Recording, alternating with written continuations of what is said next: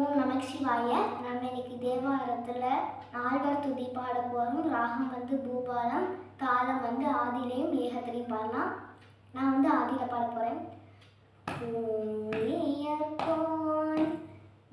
எப்போலித்த புகழியர்கோன் colour போற்றி ஆடிமிசை கல் மீதப்பில் அணைந்த பிரான் அடி போற்றி பாலி திரு நாமலூர் வன் தொண்டர் பதம் போற்றி ஊனிமலி திருவதவூர திருத்தாள் போற்றி போற்றி.